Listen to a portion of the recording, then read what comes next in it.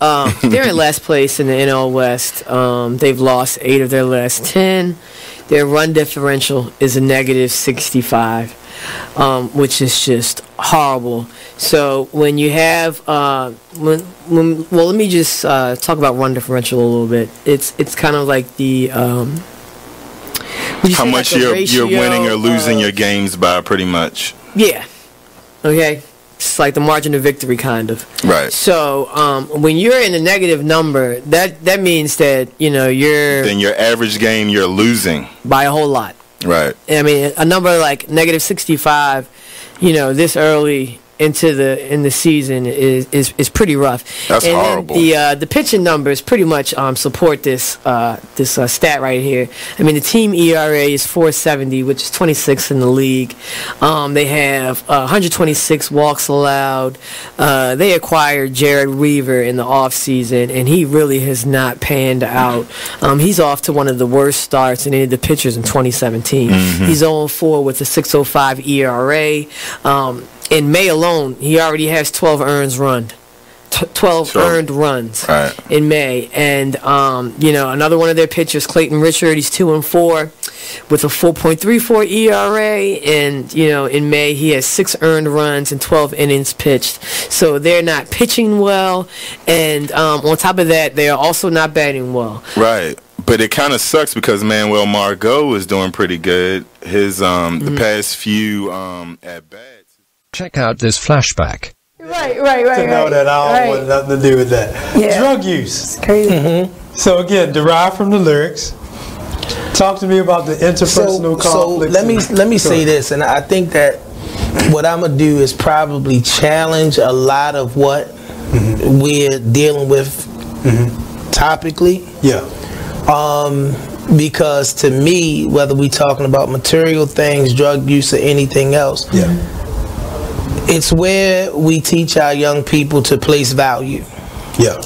Absolutely. You're not going to take the person that has been given the value system, and I know we talking about young women, but I look at my son, I look at little Marvin, and one of the things, of all of the things that Marvin has decided that he would go venture into, one of the things that he's just completely stayed away from is drugs.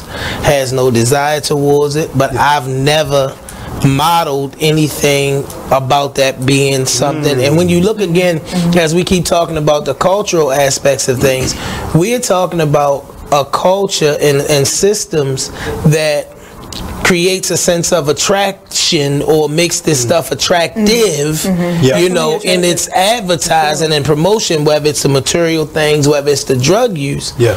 But I believe that if you've put a firm value system in, and taught people taught your young people, your young ladies, what has value, and what literally doesn't have value, then even, I guess, kind of throwing them into the lion's den, whether it be sending them to Baltimore public schools, because everybody in Baltimore public schools ain't coming from your household, whether it be being out in the community or going to their cousin's house who live in the rougher neighborhood.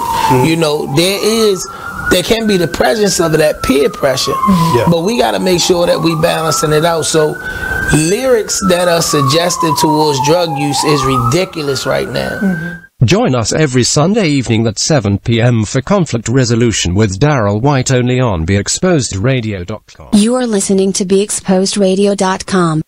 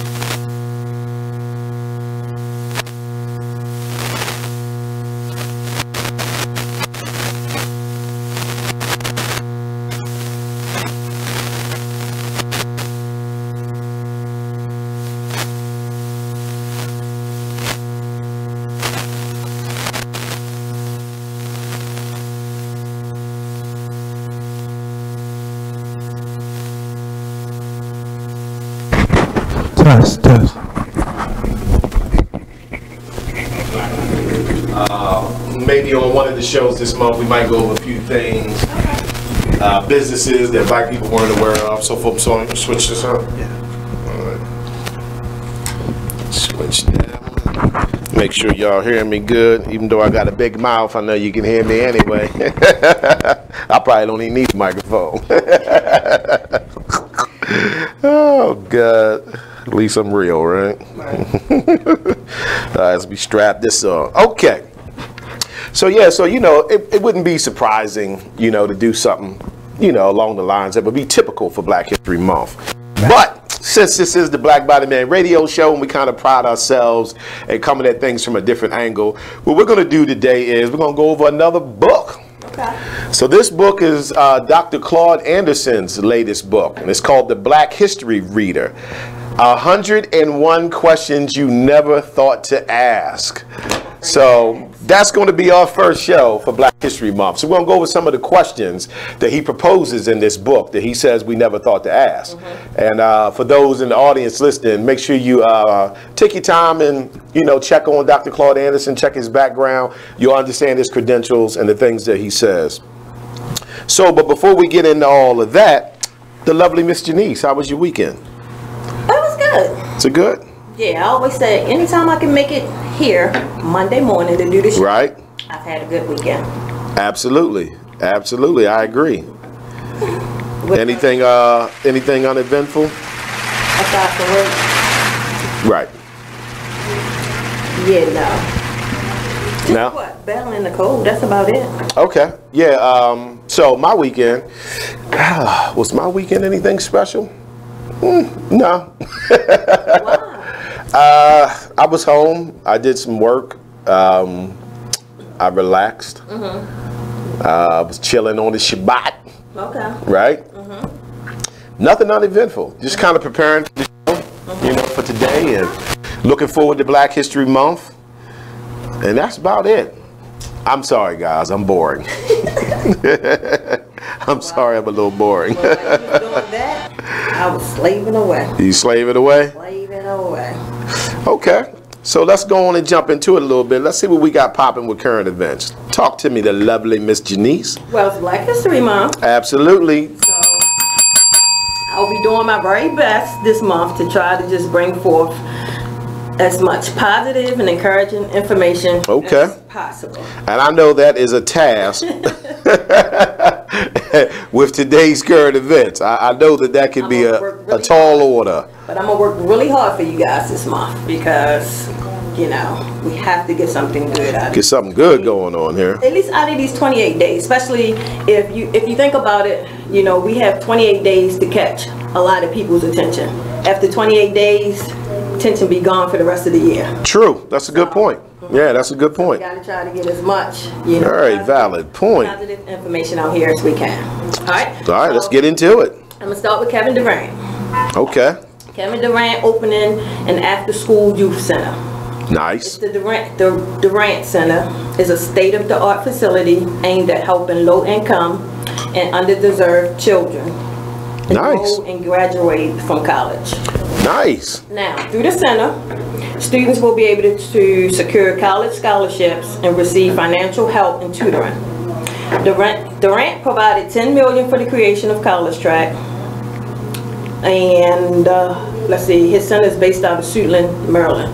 So that's he's based out of Maryland? Prince George's County. PG. That's where all the money at. So, thank you, Kevin Durant, for giving back. Big up to Durant. So even while I'm thanking Kevin Durant, I still don't want to forget, you know, some of the other all-stars, you know, like LeBron James with his primary school. Yes, that's a big one. Right, and remember Marshawn Lynch teamed up with Fam First Family Foundation to create the initiative called Phones for the Homeless.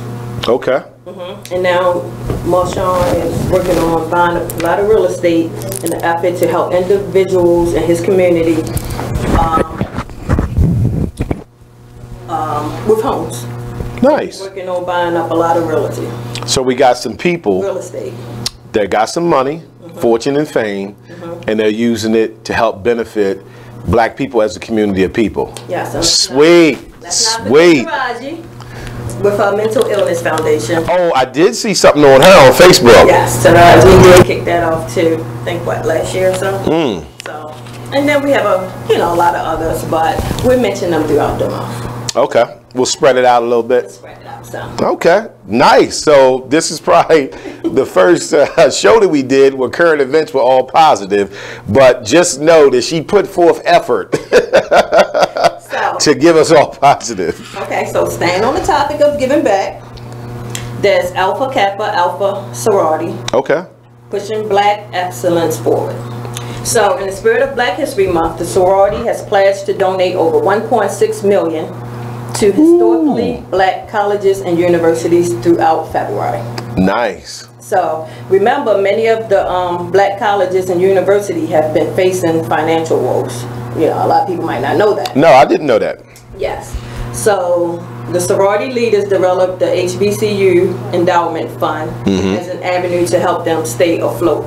Okay. Now remember last week when we just talked about billionaire Robert Smith. Right. Who donated $1.5 million to Morehouse.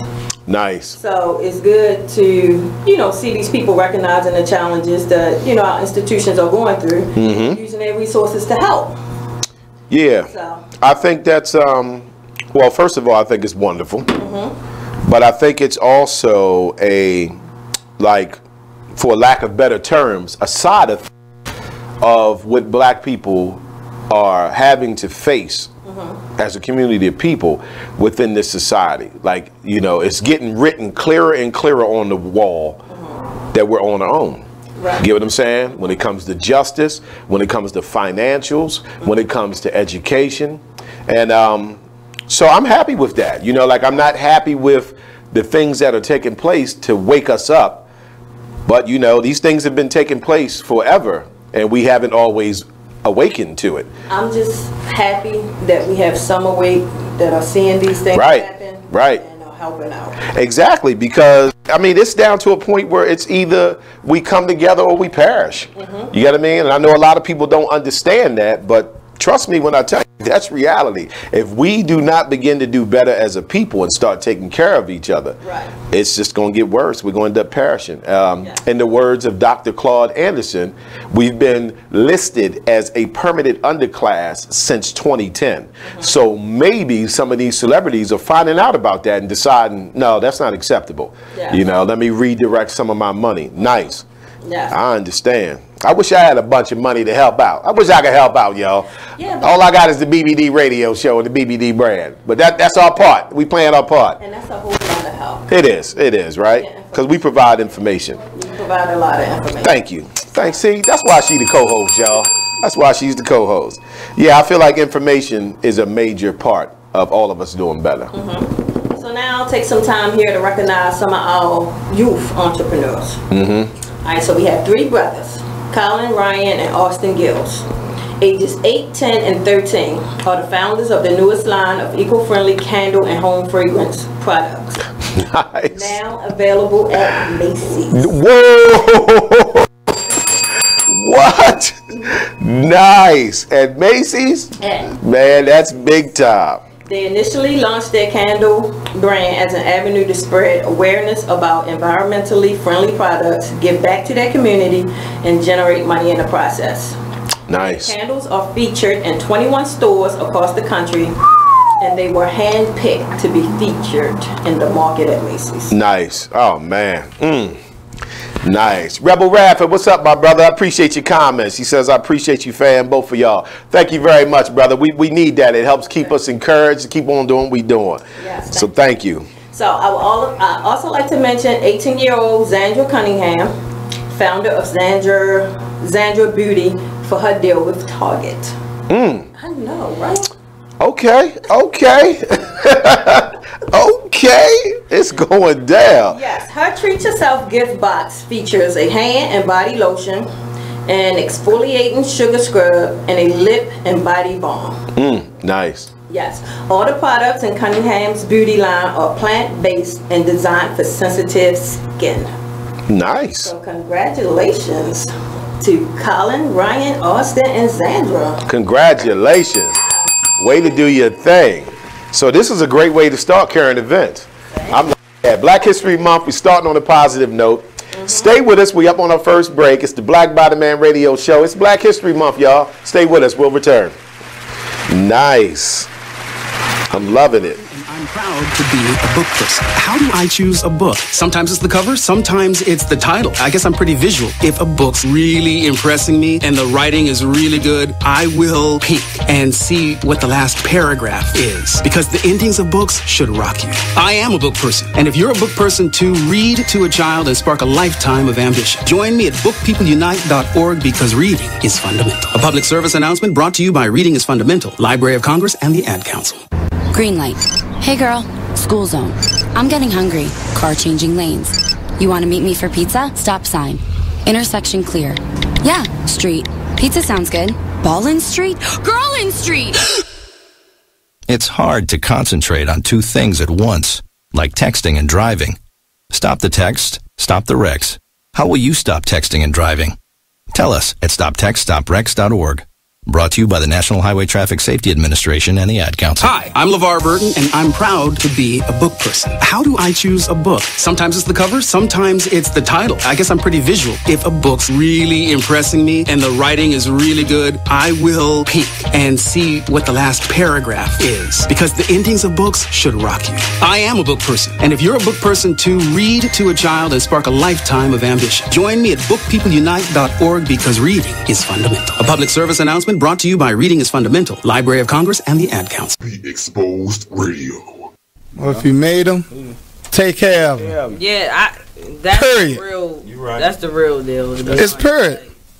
Right. And all that old money shouldn't go toward this. Money should go to if the child is with one of the parents 24/7, 7 days a week. You don't even come get your child every day. You come get your child once a month maybe, or once every 3 months. Right. You cannot dictate where that money goes, especially if the child ain't calling you about nothing. Now, if the child calling you every week, then you can question about where the child support is going. But if every time you pick up the child, they look nice, they ain't complaining about nothing, why are you worrying about where the money go at? It is what it is. Radio. So, Jacqueline. Yes, Mom? I wanted to talk to you about something and... Oh, wait. Hold on. I just got a text. Oh, there's another one. Wow. Busy me. So, anyway... Oh, wait, Mom. I just got a message. My friends keep commenting on my comment. Oh, there's another one. So many comments on my comment. Oh, I can't wait to watch TV tonight. Playoffs! Hey, guys, check out my new video game. Pew, pew. Wait. Mom, what? Huh? What? Hold What'd you say? Wait a second, what? This weekend, unplug. Take your family to the forest. There's nothing in the world like experiencing nature firsthand. Trees, paths, bluebirds, streams. Getting closer to nature can get you closer to your family. To find the forest nearest you, go to discovertheforest.org. Brought to you by the U.S. Forest Service and the Ad Council. Well, Jason, I've got to tell you, you're pretty much everything this company is looking for in an entry-level candidate. Great. Your resume isn't quite what we're used to, but you've got a fantastic work ethic. Thank you. And I'm impressed by how you carry yourself. So, should we talk about the job? What? The job? Oh, sorry. Yeah, I have no way of recruiting or even meeting you. This interview didn't happen. It may sound ridiculous, and that's because it kind of is. There's a huge pool of talent your company is missing out on. Meet the grads of life. You are listening to BeExposedRadio.com.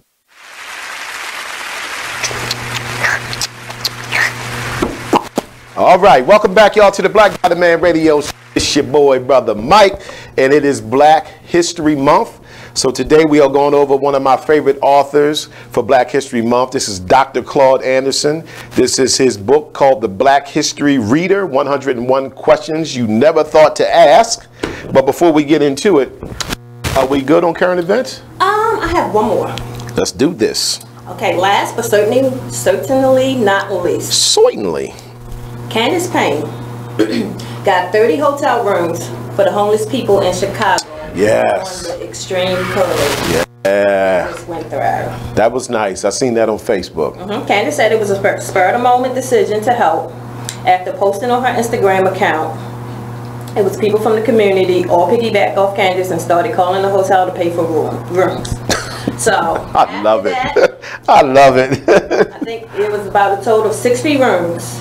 So, and Candace collected about $10,000 in cash of donations. So she provided, I think they had like 4 days to stay in the hotel because she initially set out for the 1 day. But with everybody participating and all the money she collected in donations, they got like a 4-day stay. Nice. Very nice. They get a bell on that. She supplied toiletries, food, prenatal vitamins, lotions, deodorant, snacks, made care packages for everybody to feel comfortable. And it was just great.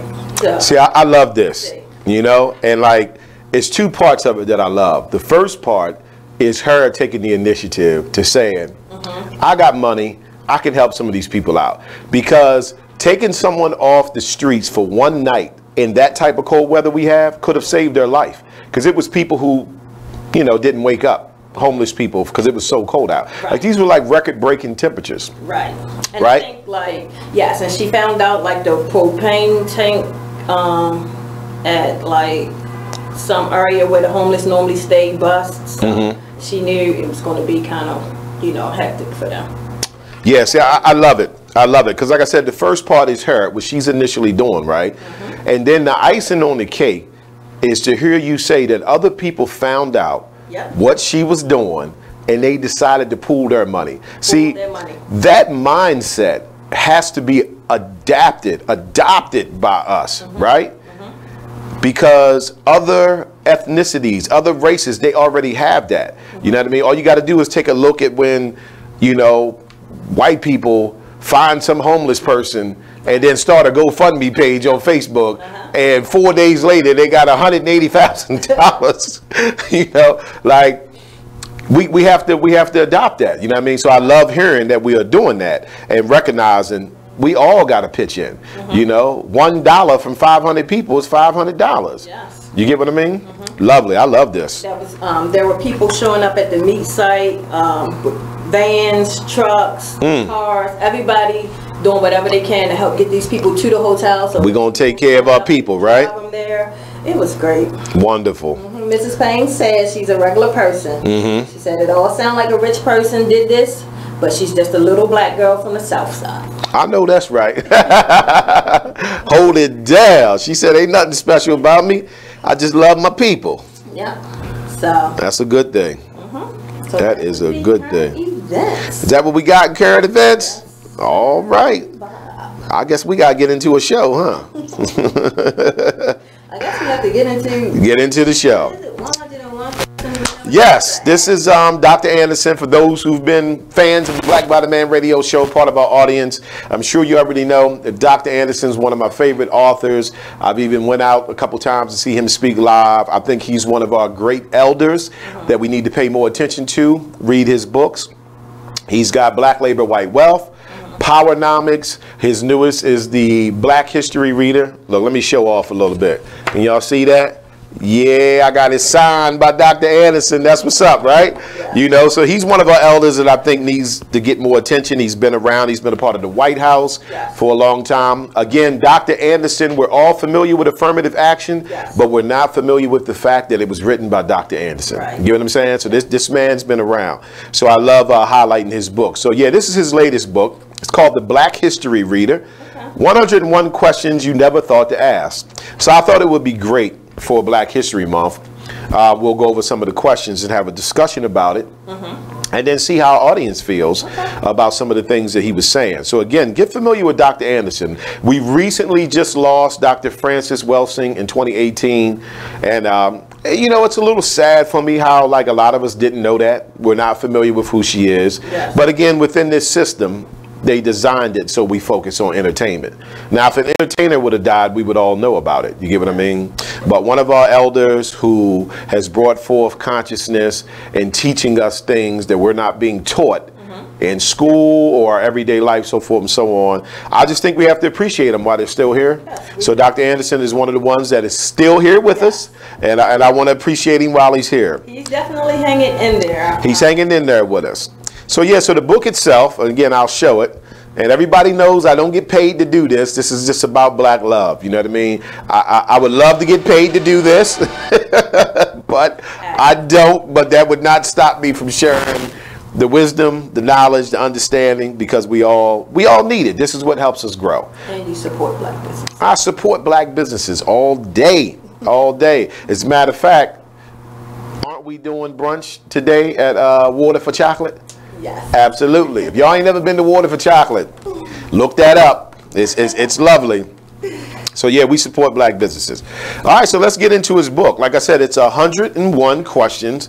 So you know, I grabbed a few of them that I thought was worthy of discussion. Okay. Audience, we really want to hear your opinion on some of the things that we discussed today with these questions. And remember, we are celebrating Black History Month, so this is pretty appropriate. Yes. You know, maybe on another show I'll bring you something more basic, celebrate some great businesses for Black History Month. But for now, I kind of want to kick it off, you know, with some knowledge, wisdom, and understanding. Like I said, we have 28 days to reach some folks out. 28 days. All right. So one of his questions that he has in the book is, what is the difference between Black American and African American? Mm-hmm. Now, I personally picked this one, you know, because I think this one is great. Okay. So I want to go ahead and read his take on this, right? Okay. So Dr. Anderson says, the terms Black American and African American are not equivalent or interchangeable, although they are generally but erroneously considered as much by whites and some native blacks. Black American is a term most accurately applied to a person born in Africa that has relocated or migrated to America. In reality, each term is derived from totally different cultural, language, political, religious, and racial experiences. Now that right there is interesting in itself, right? Understandable. All right, so he says any group is a sum total of its unique experiences, which dictate the way group members see themselves in this world. 99% of all black people in America are descendants of slaves who were born in America. Their only connections to Africa are the oral stories told to them by their parents and grandparents, which faded with each generation. They have no personal connections to Africa, and not one country on the African continent ever sent a single vessel to this country to rescue any of the millions of blacks who were kidnapped, enslaved, killed, and psychologically crippled. Enslaved blacks in America were decultured and forced to devise their own survival skills and attitudes. These enslaved persons and their offspring were stripped of everything and forced to adapt and survive under the most inhumane conditions for over 360 years. During that period, they developed a blended culture and emerged as Black Americans, no longer Africans. All righty. Let's get it going. Shout out to Miss Nancy Coleman Jones. How you doing, Miss Nancy? Thank you for tuning in with us. So let's talk about this, right? And it's a little bit more here. That's deep, though. That's deep, right? Mm-hmm. It's very true. Very true. Makes sense. Interesting. So for the audience who's listening, what he basically said is, yes, we are from Africa, but our detachment from Africa was severed through slavery, and at the same time, no country in Africa ever tried to redeem us, ever said, listen, those are our people, we need to get them back, so forth and so on. So he's saying we're calling ourselves African Americans, and in reality, we have no attachment to Africa whatsoever. Now, I want to add something to that. What I want to add to that is also, not all, but a large percentage of Africans who born and raised in Africa and then come to the United States on their own accord, they usually don't even like Black Americans. Right. Interesting. But what about our roots? Yeah, that's what he's saying. He's saying, you know, your roots are your roots, but you're not connected to it no more, and you don't know anything about it. But I tell you what, let me read on a little bit. That might help, right? So he says, Black Americans are totally unlike any humans on this earth. They are a combination of cultures and uncommon experiences. Therefore, the group is special and exceptional. Some avoid the term black because they do not want to identify with the negative and evil historically associated with the word by whites and other groups. Some blacks shun self-identification by color because it means being less than a full human, stripped of all honor and subjected to all forms of white rule and power. They have allowed others to frame their thinking of the label of the word black. Those who avoid blackness, in effect, have surrendered their greatest strength and badge of identity.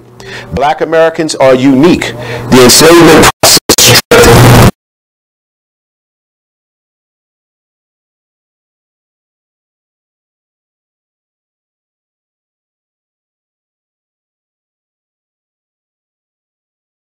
Interesting. Very interesting. So I don't think he's saying you detach from Africa, because everybody comes from Africa technically.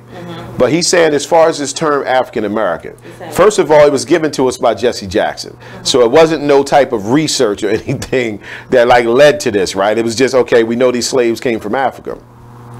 He's saying you're a black American, you know, because to say that you're an African American keeps you connected to Africa in a manner that's not legit with who you are. You get what I'm saying? Absolutely. You know, so I often use the term black American. I don't see it as a detachment from Africa. We come from Africa. I love that all day. You know what I mean? It's a part of the BBD logo. Yeah, but because it's the land of the blacks. Right. Right. But I understand what he's saying too, because, you know, not like the whole culture we live now is like black American. It's black American culture. Nothing we do or how we live say anything about Africa. Right. That's what he's getting at. Yeah. He's saying because of the circumstances and the things that we went through, we have to now recognize that we're not a caterpillar no more. We're a butterfly. It's not to take away from the fact that we came from the caterpillar, but it's to say because of the conditions that caterpillar went through, it changed it. And now it is a black American who has African roots. You get what I mean? I love that. You know, because the way I see it, like I said, it's not taken away from us having African heritage. It's just simply we're addressing who we really are. We're black Americans. You get what I mean? We're black Americans. As a black American, we are a whole lot different. We're very different. We're very, very different. As a black American, we are special people. Let me read the last part of this again. He says, as black Americans are unique, the enslavement process stripped blacks of their Africanness and forced them to forge together their own unique culture. It is so unique that it is copied, mimicked, and appropriated by non-blacks all over the world. I think that part is very important. Because he's saying, listen, not only am I telling you that you created something, we created, it's so unique, it kind of is superior to just saying African American, because no one throughout the world is trying to copy Africans. They want to steal the land and the resources, but they're not trying to copy Africans. He's saying we are such an exceptional people that the world wants to be us. Everybody copies us. Everybody knows it's not hot until we touch it. It ain't right until we sing it. It ain't good until we cook it. That's not an African thing. That is a black American thing. I want to hear the audience's take on that. So for those who's tuning in, give us your take on that. So we made black American exceptional. Exactly. We created something totally different. They kidnapped some caterpillars and enslaved us in a cocoon. And within that cocoon, we turned into something different. And when we finally broke out, we was butterflies to spread our wings. And now everybody else in the world wants to be a butterfly. That's my analogy. That's my analogy on that, right? Yeah, that is deep though. That's deep. If you think about it and think about like the last 400 years and just think about everything that we have done, and it is exceptional. It's very exceptional. I love how he put it. I love how he put it is so unique that it is copied, mimicked, and appropriated by non-blacks all over the world, right? Now let me sprinkle a little bit more on it, right? I personally know some African people who came from Africa, you know, and are now over here. I've had some conversations where they told me they live to imitate black Americans. The exact statement that this African person said was, don't let these Africans fool you when they come to America and act like they don't want to associate with you guys or act like they're better than you guys. He was like, in Africa, we all want to be black Americans. Y'all are the baddest people on the planet. And I'm going to tell you what he said, right? He said, y'all the baddest people on the planet. He said, in Africa, he said, don't let these people fool you. We were scared to death of white people. That's why we had apartheid. That's why we don't buck against them. He said, so here we looking at y'all over in America, and y'all don't go for none of that. Y'all straight like, this ain't happening, that ain't happening. He said, we weren't like that in Africa. If we were, they would have never had apartheid. I said, wow, brother, I did not know. He said, don't you ever let them fool you. They want to be you. I said, okay. That was coming from an African man, because I have dealt with so many of them that will, you know, kind of shun you, so forth and so on. Now, I'll drop a little nugget out here, right? Feel free to research this. Noah had 3 sons, Japheth, Ham, and Shem. We were taught through, yeah, there you go, Nate. We were taught through Western education that we come from Ham. We do not. We come from Shem. So I want those who are into that, look that up, check that out, right? So with that being said, majority of the Africans come from Ham. So this will give you a little insight as to why they come over here and don't like you. They know that you are not of them. That's why we don't look like them. I tell black people that all the time. The average black person could look at an African from Africa and know that that's where he's from. They don't look like us. You get what I'm saying? I'm not saying, you know, we're not attached, but they don't look like us. It's almost like a Mexican doesn't feel like they look like a Dominican or a Puerto Rican or whatever, but they all speak Spanish. Okay, so then I'm dropping another nugget. You will often hear white people and black people say, well, when it came to slavery, you guys were selling your own people into slavery. That is absolutely not true. We were being sold by the Hamites, the Africans who knew we were not them. So there's a little backdrop for you on that. I can't take it. It's the BBD radio show. So yeah, I really like his angle on this, because I don't think it's taken away from us being African people, us having African ancestry. I think he's just simply saying we have to embrace what we created. And why would we not, when none of those people ever tried to come redeem us? They never tried to come rescue you. They left y'all here to be enslaved. They never took nobody to war. None of the African countries ever stepped forward. And now that this is out, now you have some of them apologizing. I seen a video with the president of Ghana, and he was apologizing to so-called African Americans and saying, we apologize for not only letting them take you, but also for not helping to get you back or even welcoming you back in previous years when people would try to go back to Africa, and then they would experience discrimination. I can't call it racism because we all the same race. It was just discrimination. They hit the bell on accident. See how that works? I ain't even do that. All right, so let me read the last part here. He says, many blacks, non-blacks, and especially conservatives prefer the term African American. It is a term that removes race from a race-based term dilemma and redirects focus to culture. African American is a less specific term than that of black, just as being substituting terms like minority, people of color, and poor people is less threatening than the term black. The term African American dilutes and erases the unique history of blacks in this country. Blacks should never be equated to African American or other groups within minority classes. Using the term African American is an example of changing black problems to a minority solution. Since all life began in Africa, in the broadest sense, the label African American can be applied to any human from any place on the earth that migrates to America. Once they establish residents in America, they can legitimately claim to be African American. I've seen the story with this happening. It was actually right here in Baltimore at Morgan State. There was a white guy. Yeah, I remember I spoke on that. So there was a white guy who applied for a scholarship for black people, and they denied him, and he sued them. right, Nate? he sued him and said, I'm African American. I'm from South Africa. I've switched citizenship and now became an American. I am an African American. So I think cases like that in itself should yield someone saying, well, maybe we need to reinvestigate this. Right. You know what I mean? Because that's legit. Mm-hmm. Like, he had a legit case and won, right? And went to school at Morgan. Mm-hmm. He had a legit case. He's from Africa. He's white. So that's what Dr. Anderson is saying. African is a reference to culture. Right. So anyone who comes from that culture can claim that. Right. Black American is specific to us.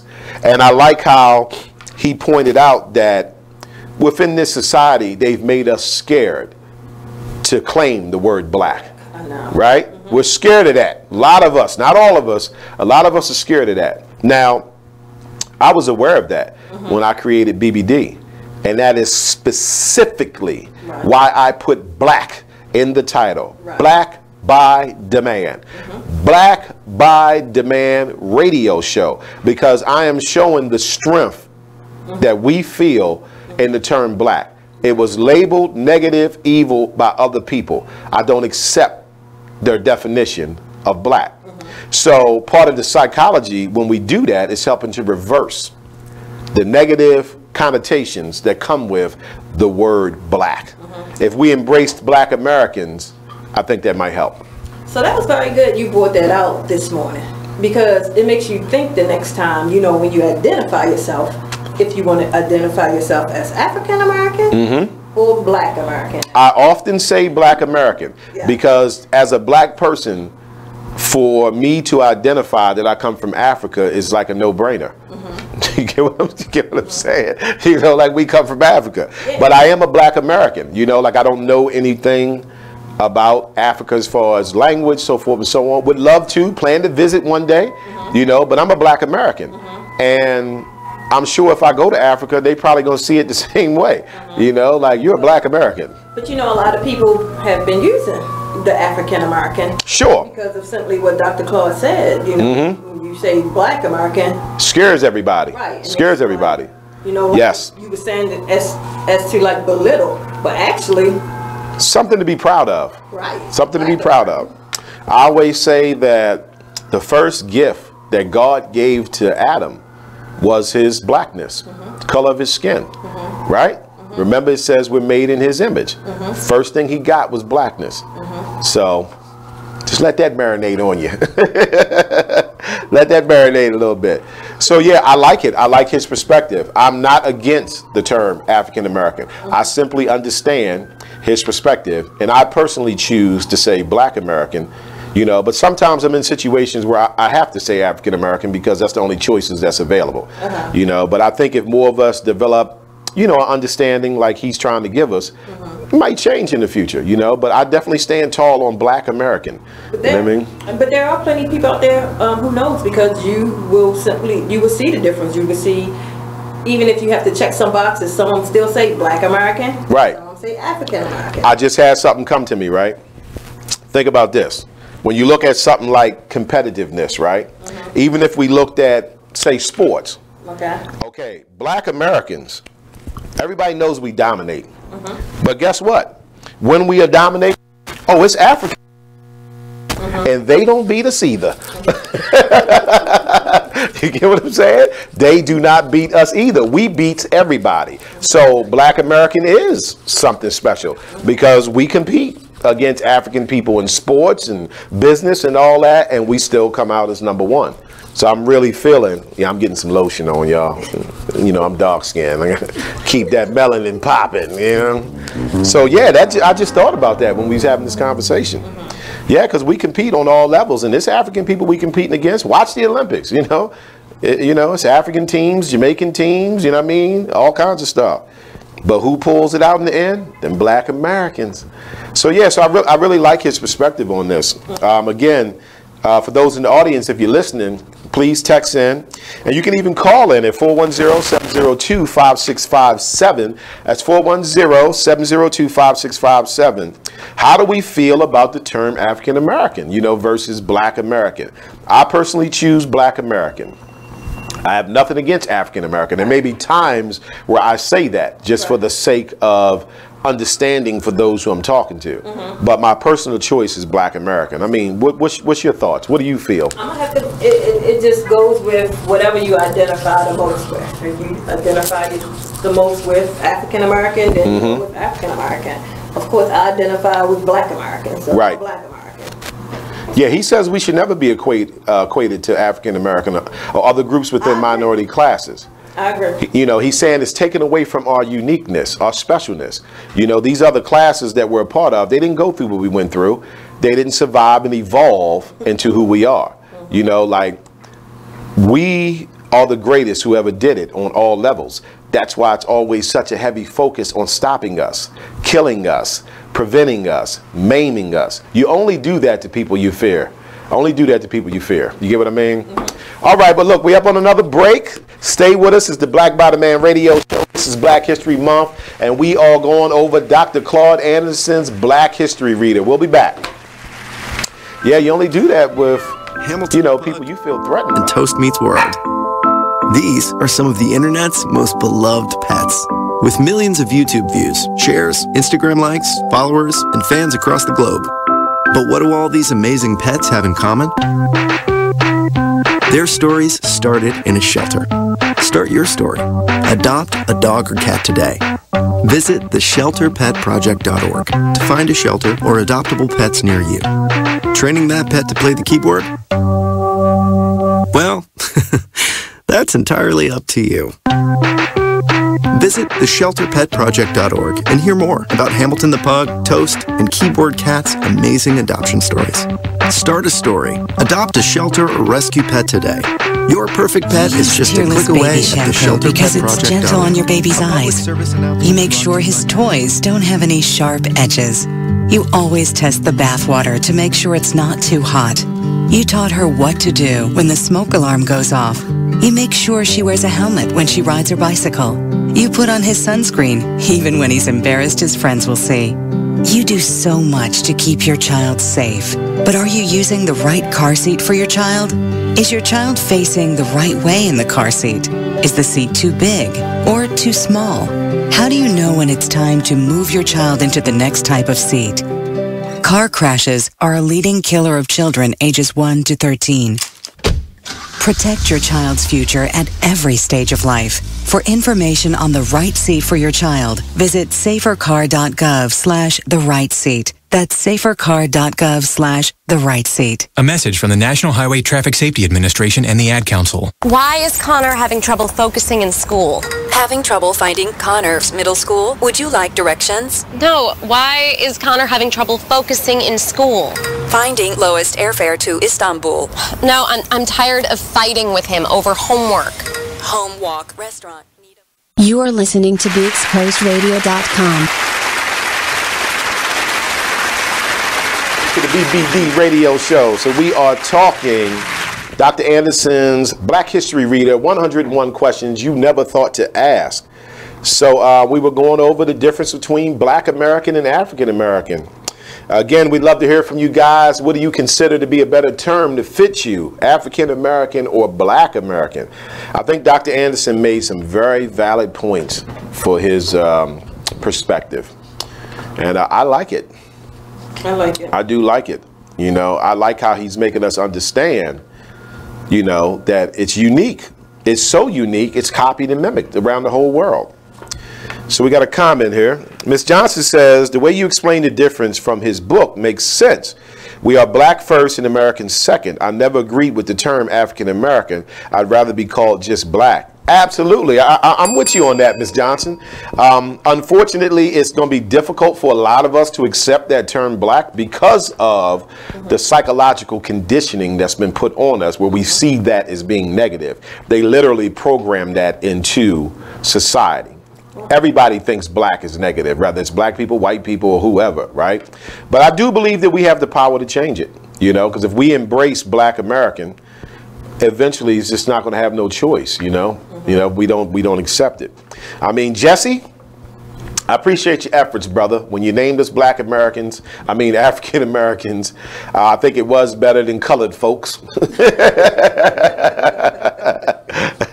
But I think we are up on the next evolution of now accepting what I see to be reality, which is you are a black American. You get what I'm saying? Do you find people going more back to being a black American now versus African American? I in say everyday life, I do within the conscious community. Within the conscious community, there's a lot of people that say, no, I'm black American. And there's also a lot of people that say they're African American. Because I think what's happening is, for those who even want to adopt black American, I think they feel it's somehow shunning the whole African American thing. It's shunning heritage of us coming from Africa. And I think the way he explained it shows that it's not. You know what I mean? It's not. It's just simply giving credit to the reality of who we actually are. We are black Americans. You know, it is in America. And then if someone was to actually ask the average black person something about Africa, you know, we probably don't really know too much. You know what I mean? I mean, because I feel like now, I mean, they're just trying, like, you don't feel like they're trying to take the whole black Oh yeah. They definitely done that. You've been in uncomfortable conversations or situations where the word black just... Yeah, a lot of us are very uncomfortable with that term black. Completely out of proportion. It's hard for me a lot of times to, even when I'm speaking, saying, you know, I'm a black woman. Like, people take offense to that, and I don't even understand that part. I'll read this part again. He says, many black, non-blacks, and especially conservatives prefer the term African American. It is a term that removes race from a race-based term dilemma and reduces focus to cultures. Nate, was that 30 seconds? Okay. Yeah, so he says, you know, it removes race from a race-based term dilemma and reduces the focus to culture, because African deals with culture. It's not really an identification of that particular person. African is a culture, right? That's what he's saying. African American is less a specific term than that of black, right? Yes. Black is more specific.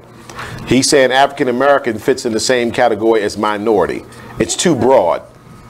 Yeah, because, I mean, because personally, me, myself, I've been in situations where, you know, I felt like people may have felt offended because I say I'm a black woman instead of saying African.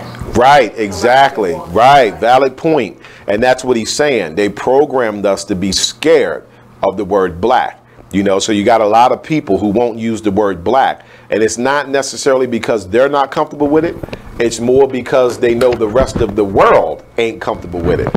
So anything dealing with, say, like business, you know, like I had people who, you know, didn't think it was going to be a great idea to have my company called Black by Demand.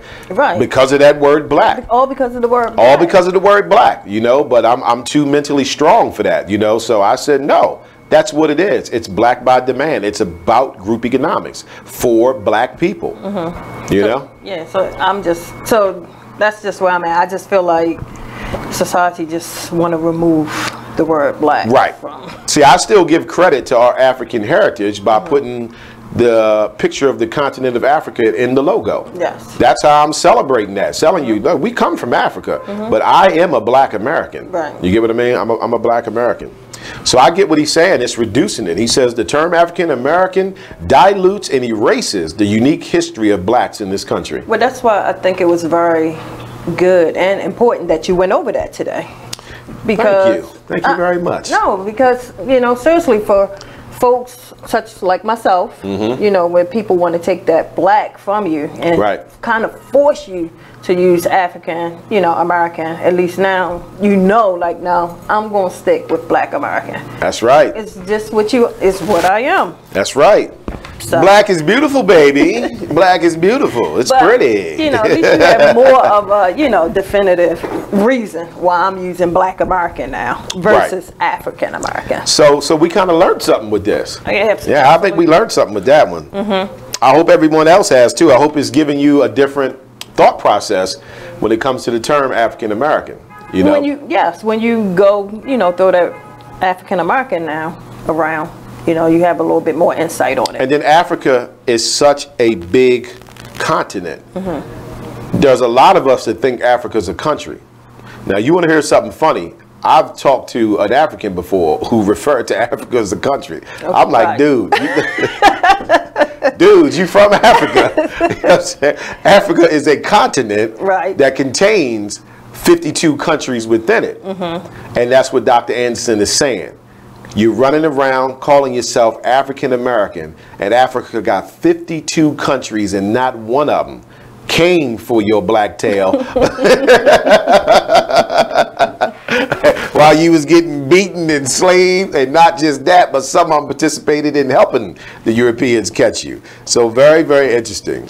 So yeah, I like it. I like his perspective on that, and I think that is one of the questions that we never thought to ask. Yeah, that's perfect. You know what I mean? Never thought to ask that. Good question. Okay, so let's move on to the next one. So the next one says, should black Americans practice socioeconomics as a team? You got your phone on you? Let's give them a quick definition of socioeconomic. Could you look that up on Google real quick? That way I can make sure they understand exactly what socioeconomics is. Should black Americans practice socioeconomic? Good afternoon, Miss D. Brown. Thank you for the message. She says, hey, great afternoon. Happy to share my afternoon with you too. Yes, thank you. We appreciate you being here with us. Okay, it's relating to or concerned with the interaction of social and economic factors. Okay, so I guess the social factors would be what? Us being black? So, I'm assuming. Okay, so the question is, should black Americans practice socioeconomics as a team? Now, I want to say something about this question that I just realized, right? In the question itself, he did not use the term African American. He said, should black Americans practice socioeconomics as a team? Dr. Anderson is that dude. You get what I'm saying? Like, he's already putting it in your mind of who you are. I was going to say, you can see Dr. Anderson has been doing this for a long time. Dr. Anderson's been around. All right, so I'll read. So he says, group-based socioeconomics for success within our race-based competitive society in which blacks are overburdened by poverty and powerlessness. Wealth and power flow numerical dominance in our society. The majority wins. Therefore, blacks must ethno-aggregate or pool as a great number of resources as they can, whatever the category, consume dollars, votes, economics, and work together as a team. Remember, racism is the power of one group, whites, to control the lives and opportunities of another group, blacks. The word racism came from the economics of slavery.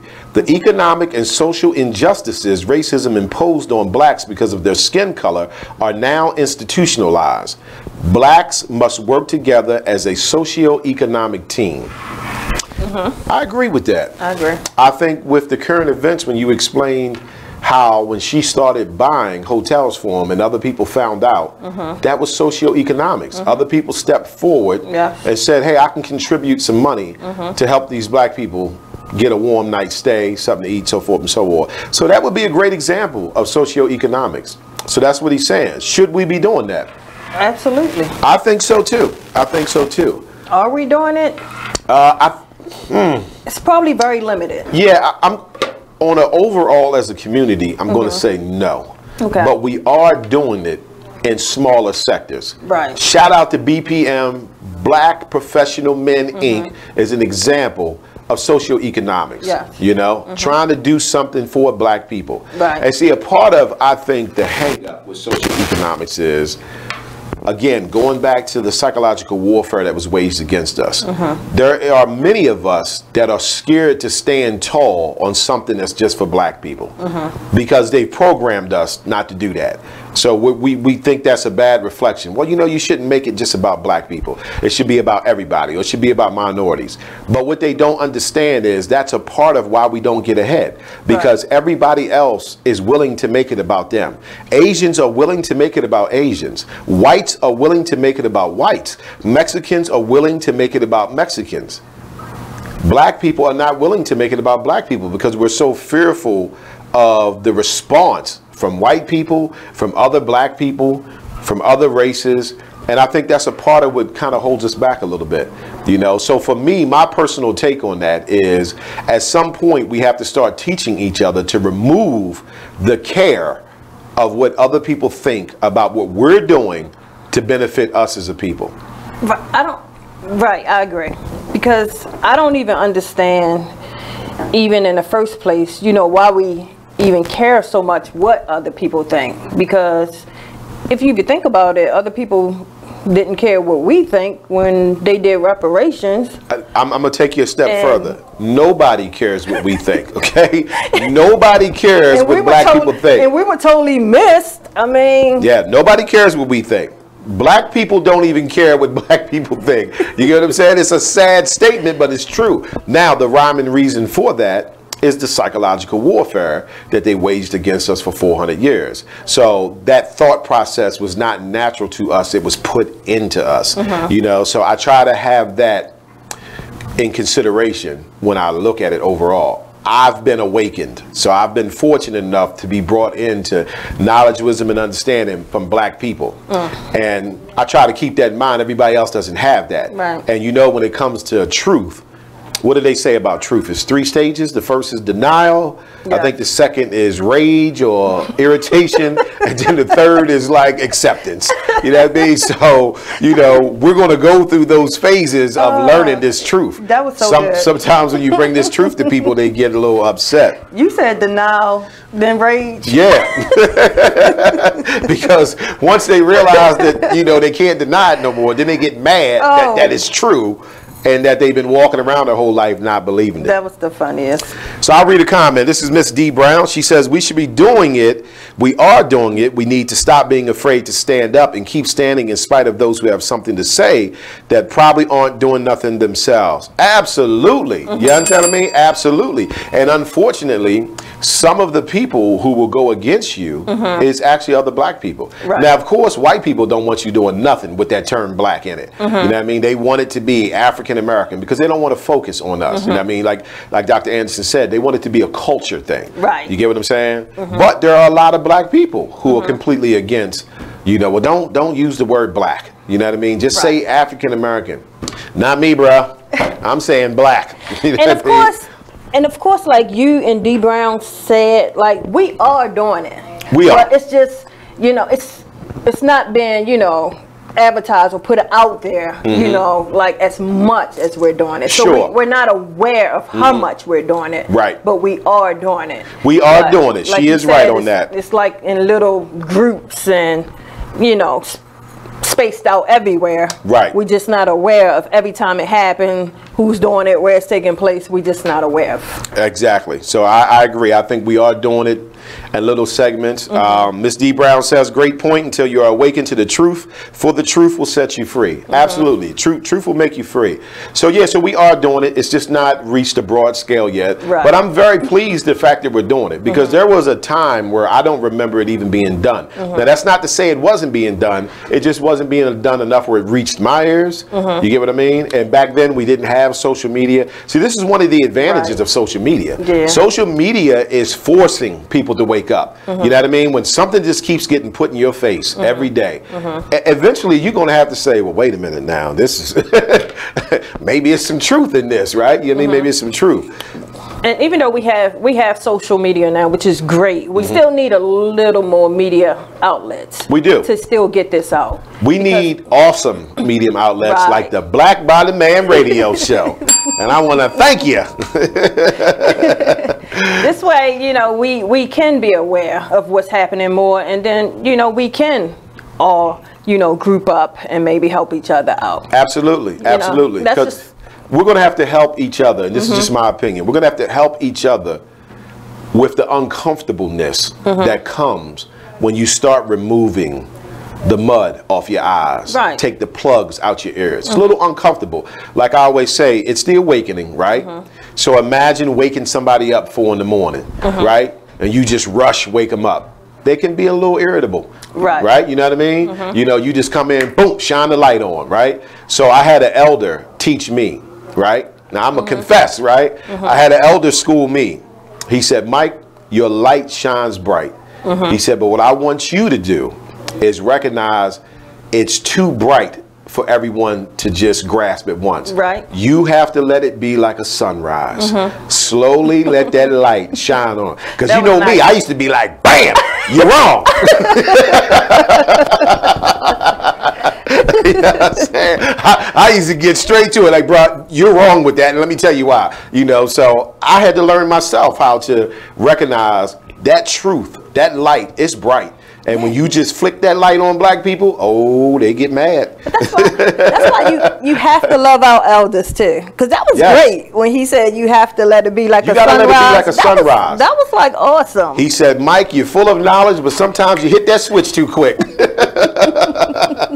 He said, you just put that bright light on them, they just, you know, they reject it. He said it's going to make them go into rejection more because the light's too bright. Let it rise on them a little bit.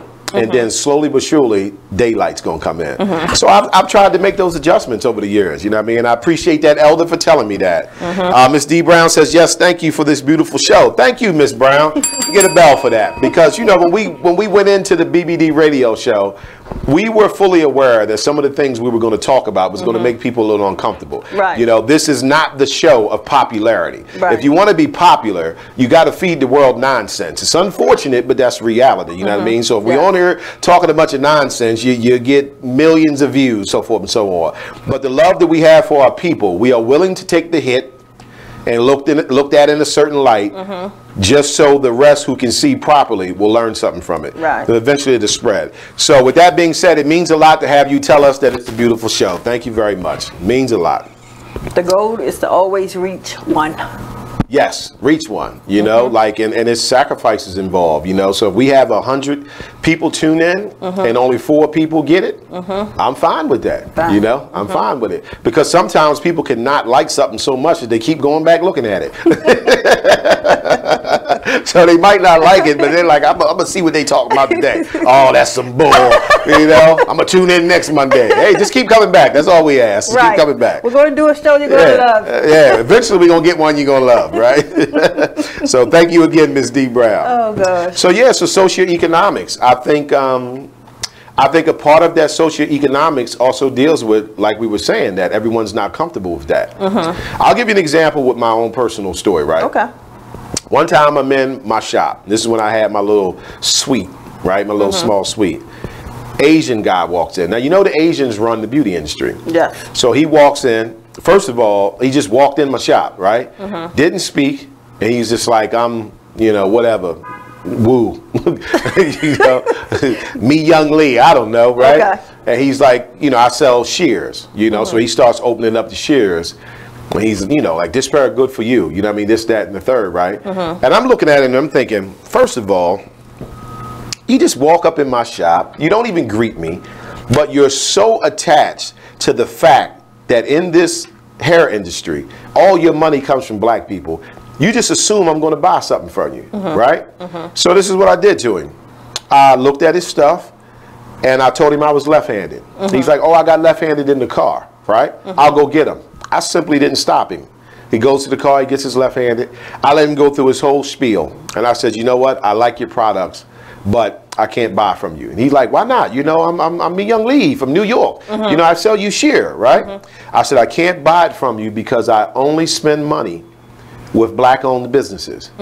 If I could describe to you the look on his face when I told him that, right? Because they're not used to hearing that from us. Now, he completely understands it because that's what he does. All that money he collects from us, he goes spends it with Asian people. But it is so left field to have a black person say that. Like, he looked at me like he almost wanted to say, who you been talking to? Who told you that? You know what I mean? Who taught you that? So, yeah, he got a little upset and was like, you had me waste my time? I said, I didn't have you do anything. You came into my shop to present your items, and I'm telling you I'm not interested in buying it. I told him, I said, I'm sure you understand. There's no soul food restaurants in Little China, okay? But all your Chinese restaurants are in my hoods. I'm almost sure that I know what his face looked like. Oh, it was priceless. A lot of times when I'm out And, you know, my significant other, when we're out and somebody's like, you know, would you like to donate? You know, he's always asking, like, is, you know, any of this going to get to my black community? Oh, I like that brother. I like him already. Brother, I don't know who you are, but I like you. Do any of these donations reaches my black community? And their face... And the look on their face, so I can pretty much picture what the their faces So you like. saying before he donates, when they're asking him, would you like to donate $1, this, that, and the third, he's saying, does any of this money go to the black community? Yeah. And I know it's a resounding no every time. You know, because Ms. Brown said, he probably said, what you talking about, Willis? Yeah, exactly. He looked at me like, man, who you been talking to? You ain't supposed to know nothing about that. You supposed to just give me your money. Yep. So yeah, that is definitely something we all should adopt. It's not to say don't give to charity, but make sure that charity is helping black people out.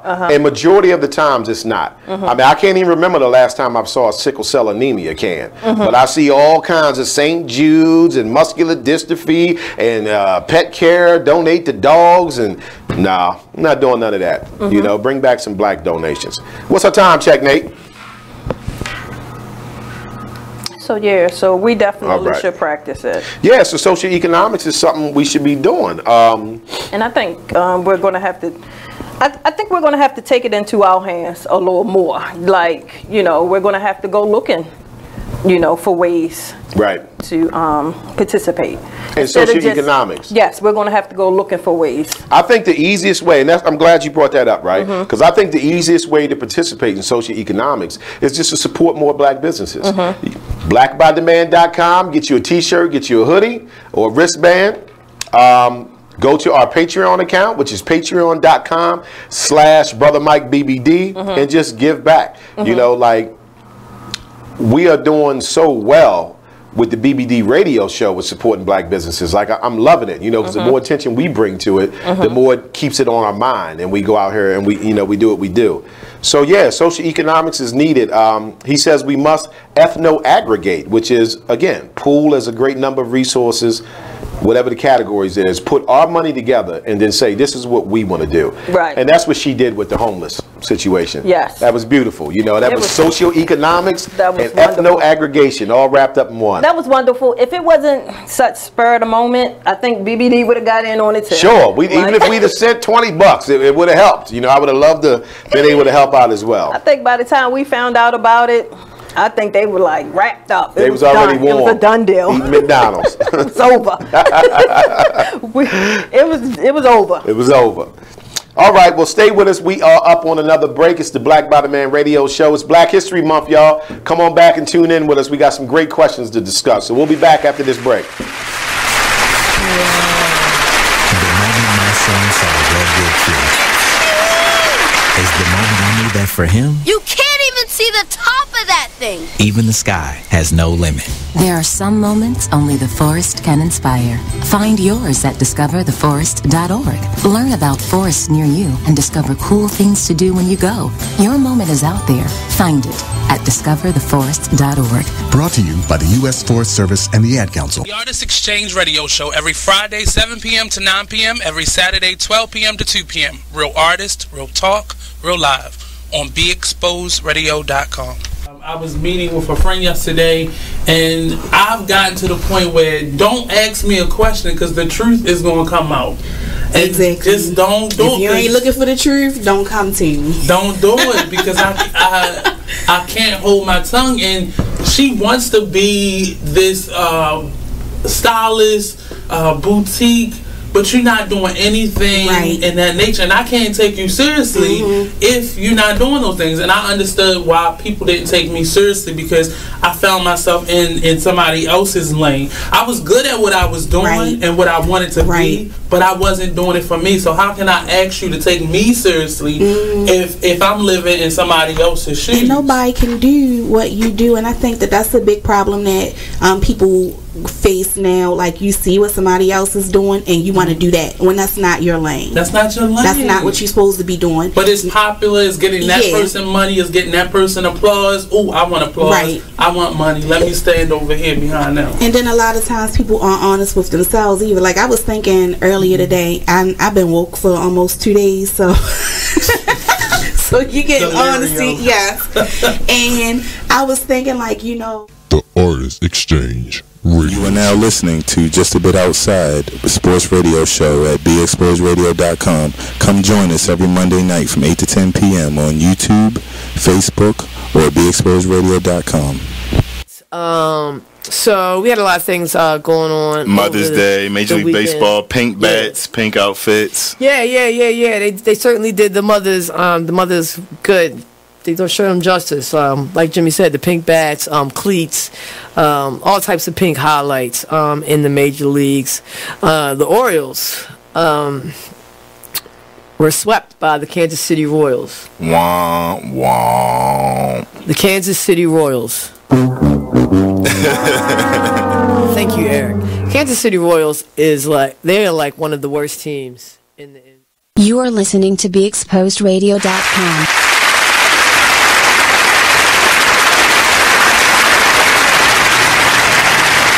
All right, welcome back, everybody. So we were talking, should Black Americans participate in socioeconomics as a team? And we think we should. And Dr. Anderson has a couple tips for us, right? Okay. So he says to build a socioeconomic team, the following strategies could be useful to blacks. Number one, think of your group as a nation within a nation in America. Getting the bell for that one. Think of your group as a nation within a nation in America. Now, I've always felt that, you know, and it wasn't necessarily on a positive tip. I felt it through growing up and seeing racism. It was clear that they was not viewing us as a part of this nation. Do you get what I'm saying? So like I kind of always felt it, you know, so I love that he's saying we have to start looking at each other that way. Now again, I want to focus on some of the typical responses of this. I've had discussions like this with black people before, and again, we like to fall back on the, you know, it should be a minority thing. It shouldn't, you know what I mean? Like, I'll reference back to the Asians. The Asians are a classic example of this. Asians are not in America trying to be politicians. They're not trying to protest. They're not doing that. They operate as a nation within a nation. Now, the difference is Europeans, whites in America allow them to do that. They're going to fight us tooth and nail when we do that. We're going to be in for a fight. They let everybody else do it. So they'll let you have little Italy, Koreatown, Chinatown. Those are examples of other races operating as a nation within a nation. They're going to fight us like hell to do it. Now, the biggest reason, or one of the biggest reasons, is because all of their riches come from us. So of course they don't want us becoming a nation, because that means they're going to come down as a nation and we're going to go up. You get what I'm saying? Go ahead. No, when you say all their riches come from everybody. Yeah, it all comes from us. So I really like that one. So number one is think of your group as a nation within a nation in America. Number two, reduce consumption of goods and services produced and sold by competing groups and increase spending with black-owned businesses. Absolutely. Absolutely. Now, I love the way he worded that. He said reduce consumption of goods and services produced and sold by competing groups. That's realistic. We're so far behind. It's very difficult for us to just stop completely. Killer Mike has a show on Netflix where he tried to go 3 days with only supporting black businesses. He couldn't get a hotel room. He couldn't get a bus ride home. You know what I'm saying? It took him a long time to find something to eat, so forth and so on. And that's what he was testing. Can we actually even go completely black? So right now, I don't think that's doable. And I think it's very important that he put the word reduce consumption. I loved it. I love reduced. Reduce. Because even I found out through my journey of supporting black businesses, that's the exact route I had to take. Before anybody even said reduce it, that's the exact route that you have to take. You just reduce, right? Reduce. Right. Like you said, it's unrealistic to think you can go in and just straight, just be like, we okay, simply don't have enough businesses. I support all black businesses. That's it. Right. Like you said, we don't have enough. We don't have enough black businesses out here for that. Miss D. Brown said, yes, I've seen that. So she's seen the Netflix program with Killer Mike. You know, it was interesting. That was very interesting. You know, if you haven't got a chance to check that out, check that out. I forgot what it was called, but it's with Killer Mike on Netflix. Just look up Killer Mike on Netflix. So yeah, so I think reducing consumption is realistic because it's a society set up by whites. They dominate everything. It's pretty much going to be impossible to not spend some money. But I don't think anyone's ever really like said, you know, like don't give them none of your money. You know what I mean? We're just saying try to spend as much as possible with black businesses. I think that's to improve us. I'm sorry. I think that's just the way folks just try to look at it on a negative side when you say support black businesses. It's like you're saying like, oh, don't support any other business but black. I think that's just a negative. And it's not realistic. Yeah. It could be maybe an excuse not to do it, huh?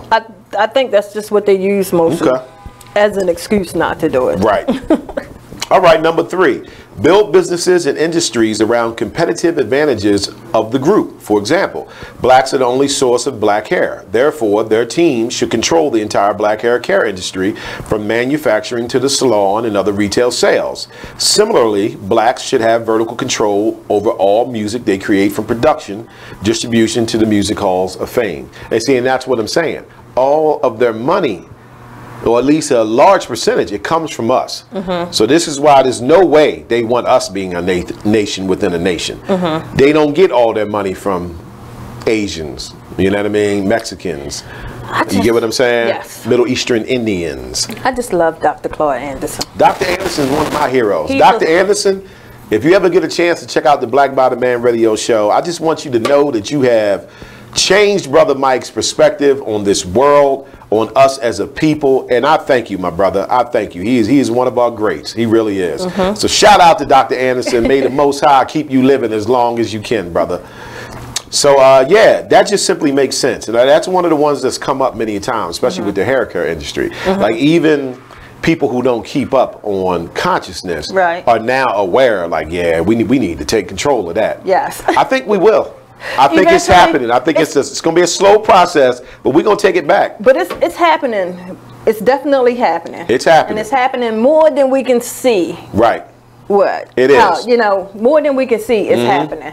I think the key to that is to get the sisters on board. We're going to get we got to get the sisters on board with not giving these people this money all the time. Now, I know that's easier said than done because the sisters are put in a situation where they're the only people that got the products they want. So I'm not unrealistic about that. But at the end of the day, that's what it's going to take. We're going to need the sisters to say, look, we ain't doing this. And it's the sisters right now that's, you know, they are creating a lot of hair care products. It's a couple of them that like they're opening up the beauty supplies right now. So they're moving on it. Right. So absolutely. Eventually.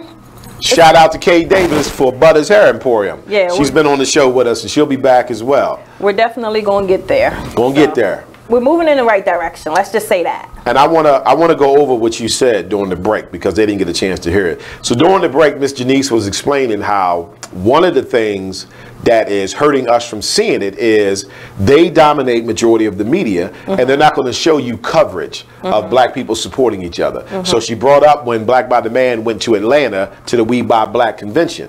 Great convention. A lot of stuff going on, but yet it was no press coverage. The only media there was us. So that's a valid point because when you're not showing the people the progress, that can easily make black people think it's not happening. Right. But if they're showing us progressing and taking over these stores, ethno-aggregation, socioeconomics, pooling our money together, that can encourage other black people to want to get involved. So that was a very valid point, and I just wanted to make sure you got credit with that with the audience. That was valid, very valid. All right, number 4 says increase individual savings and create group saving mechanisms such as investment clubs or solace, money pools, and informal loan clubs common in the Caribbean and Asian countries. Money pools and informal loan clubs. I like that because I've always had that in the back of my mind, but just strictly because I've read some history on how some of the other groups have done it. Right. You get what I'm saying? Like a great book to check out. It's written by the Nation of Islam. It's called The Secret Relationship Between Blacks and Jews. Now, let me tell you how clever Farrakhan and the Nation was when they did this, right? The whole book consists of writings and quotes from the Jews in their book. Copy. So nothing in there is written from Farrakhan and the Nation of Islam.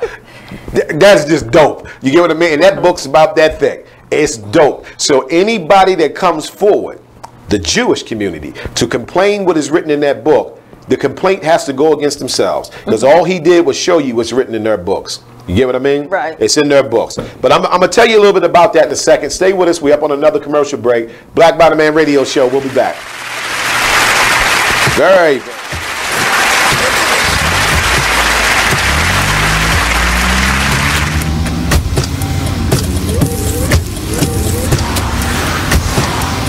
Driving has a rhythm all its own. Don't wreck it with a text. Before you get behind the wheel, silence your phone. Or better yet, designate a texter. For more text-free driving tips, visit stoptextstoprex.org. Brought to you by the Ad Council and the National Highway Traffic Safety Administration. Green light. Hey girl, school zone. I'm getting hungry. Car changing lanes. You want to meet me for pizza? Stop sign. Intersection clear. Yeah, street. Pizza sounds good. Ballin Street? Girlin Street! It's hard to concentrate on two things at once, like texting and driving. Stop the text, stop the wrecks. How will you stop texting and driving? Tell us at stoptextstoprex.org. Brought to you by the National Highway Traffic Safety Administration and the Ad Council. Take a minute and listen to this flashback of the On the Come Up radio show. But I meant you tried to slap, so you want to stick on that. But anyway, Slut You taking slut walks now? What is going on? Can I have some of that wine? That was funny. Now with the cups? I don't know. But I got my cup right here, babe. Where that wine at, bro? I can't. Yo, Bob. But no, I don't. Y'all not convincing me. But that was never my mission. That was never my mission. This is not even the show to try to convince anybody. Or have you seen the You voted for Hillary. You voted for. You didn't vote for anybody. And I'm telling you that. I stand on that. I don't see no. You stand on your ignorance. That's the whole. Yes. Good. Wow. Because you can't educate me. You can't educate yourself. Because I'm not a teacher.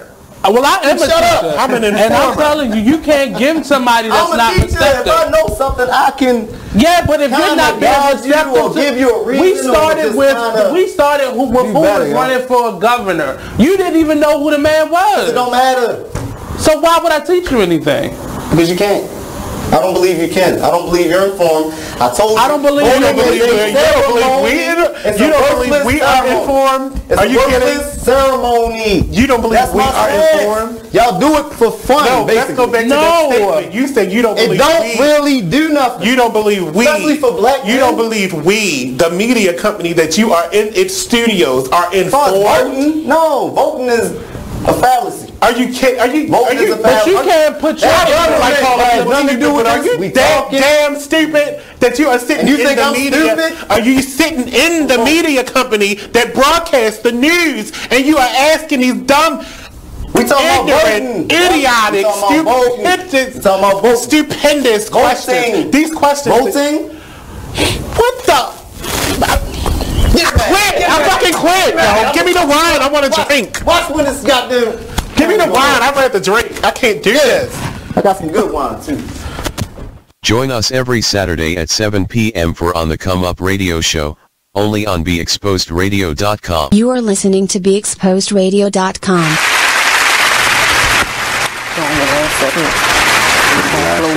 When you won't close out. I'm just saying, since you since you haven't had it during the show, at least once you do it now. Not to make a designs. All right, we on like popcorn.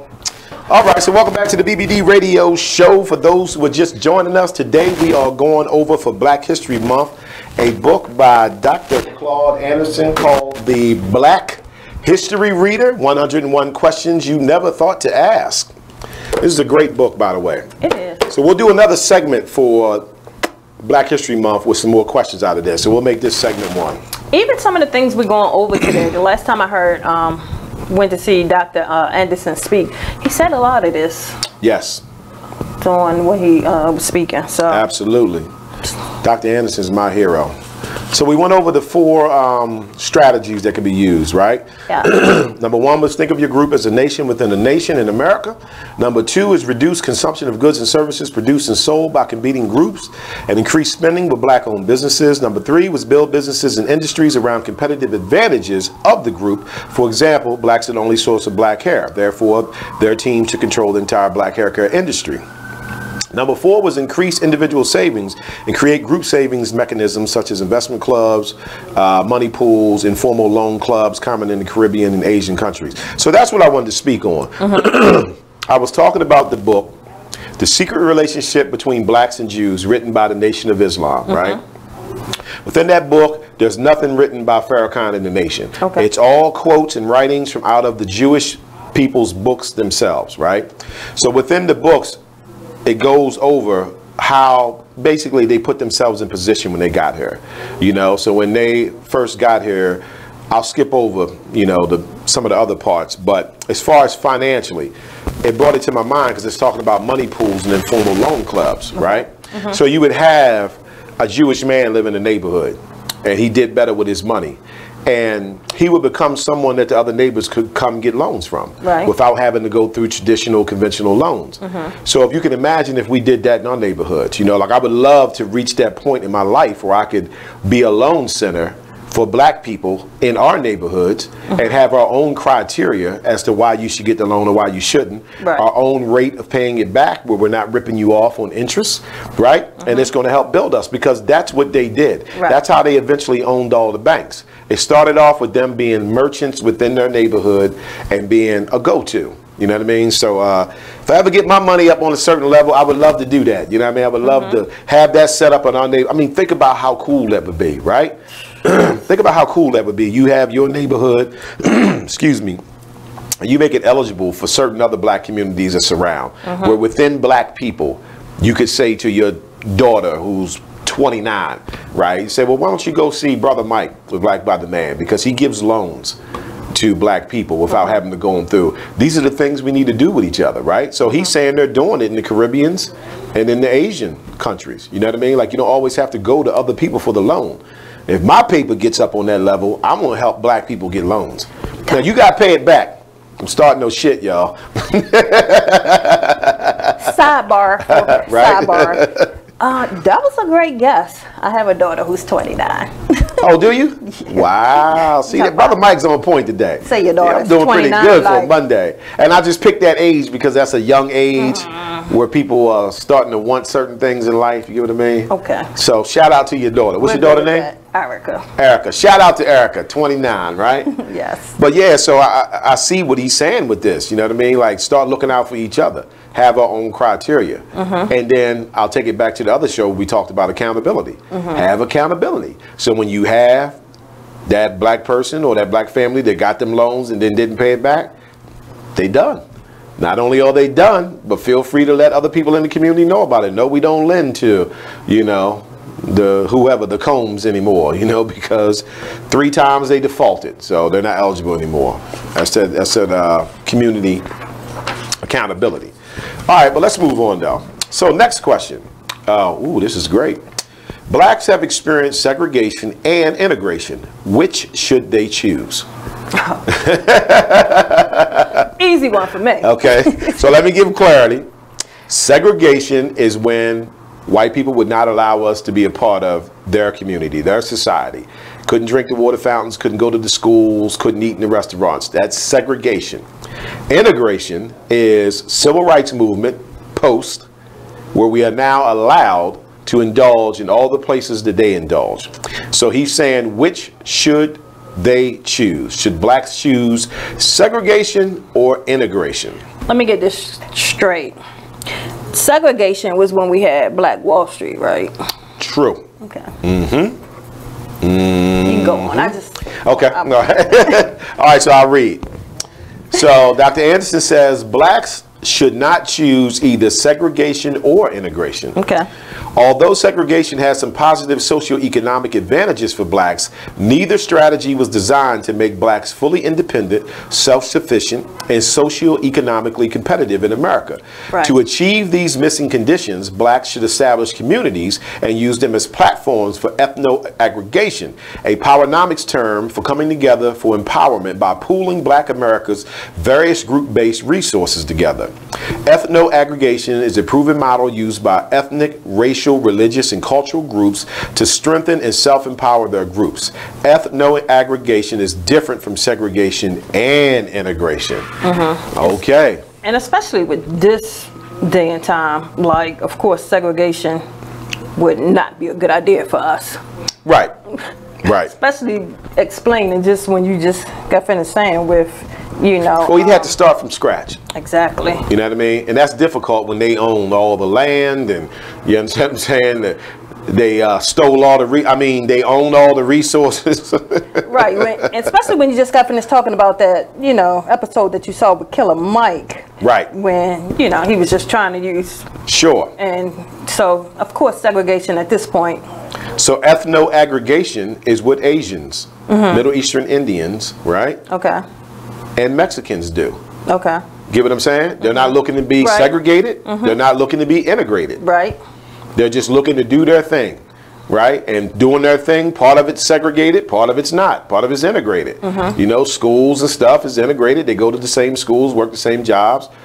Segregated is how they deal with their money, right? Deal with their people and how they look out for each other.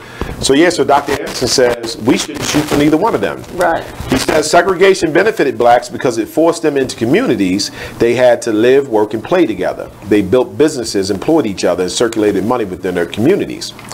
Integration scattered blacks and destroyed their sense of community, peoplehood, unity, and the economic foundation upon which they have built competitive and self-sufficient communities. Integration did not provide blacks with economic resources in the form of land, business, industries, and inheritable wealth. Integration offered immeasurable opportunities to get along, cooperate, be acceptable, and physically close to whites in what they own. But social integration has certain rules. Blacks had to give up all that was black in order to integrate. That's deep. So he's giving you the benefits of both of them. Okay. But he's saying, as you can see, neither one of them got us to where we completely needed to be. Right. If any one of them had a chance, it would have been segregation. You get what I'm saying? But the chance of that was taken away once they destroyed Black Wall Street and then destroyed our spirit towards wanting to rebuild that. Yeah. You know what I mean? Dr. Anderson was one of the first elders that I heard say in his day. He said they used to say the white man's ice is colder than the black man's ice. And I was like, wow, that's some old school. That's some old school right there. Like, I'd never heard that before, right? He said, but that's how black people's minds were. You know, white man's ice is colder. And he's just making a point. It's ice. Right. But we so mentally conditioned to believe that they got the better stuff. Right. We even think their ice is colder. Shout out to Dr. Anderson for that one. So what do you think? Segregation, integration, or neither? I'm gonna have to go with Dr. Anderson with neither. I think I'm gonna go with Dr. Anderson on this.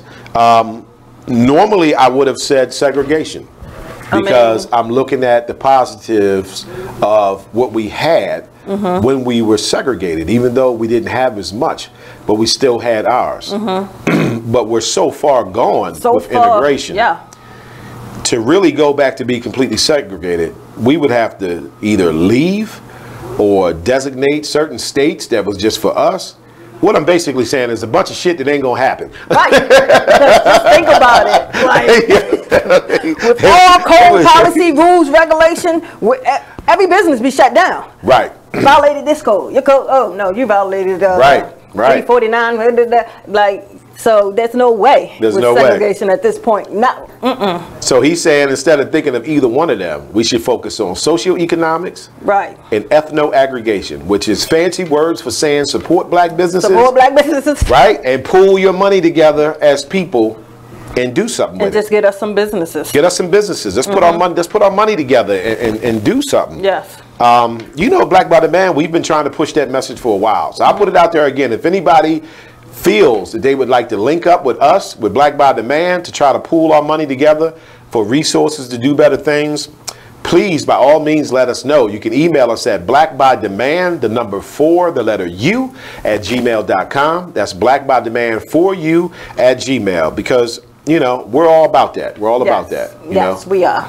We don't have to shun anyone else to do better for ourselves. Not at all. You know, and we have to get used to understanding pro-black means exactly that. It means pro-black. It does not mean anti-white.